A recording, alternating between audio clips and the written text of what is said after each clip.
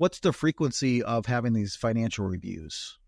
Yeah, it's got to be a little bit dependent upon what your goals are and where you are, what stage of life you're in. If you're 30 and you're really just saving money and enjoying life, maybe an annual review is enough. If you're closer to retirement, the closer and closer we get, and in retirement, we like to do something about every 6 months. Doesn't have to be, overly thorough, but you should be touching that every 6 months. Think about going to see your doctor.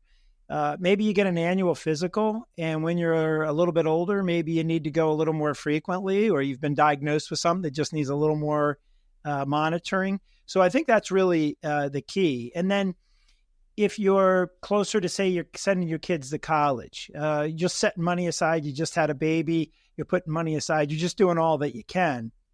You get a little closer to college, you want to make sure how well positioned am I? So we want to do it a little more frequently. So I think it has a lot to do with how near term the goals are. The closer and closer they get, the more frequently you want to check in on things. So that's how much you want to touch your financial plan. You might want to just check in on your investments, I would say once a quarter, if not once or twice a year, especially, again, that's going to be a time horizon thing. If you start looking at those, if you look at your investments a little too frequently, you're going to make some poor decisions in the short term. If you don't look at it enough, you're going to miss some opportunities, or perhaps could have taken some corrective action. So I think it comes down to just spot checking your investments.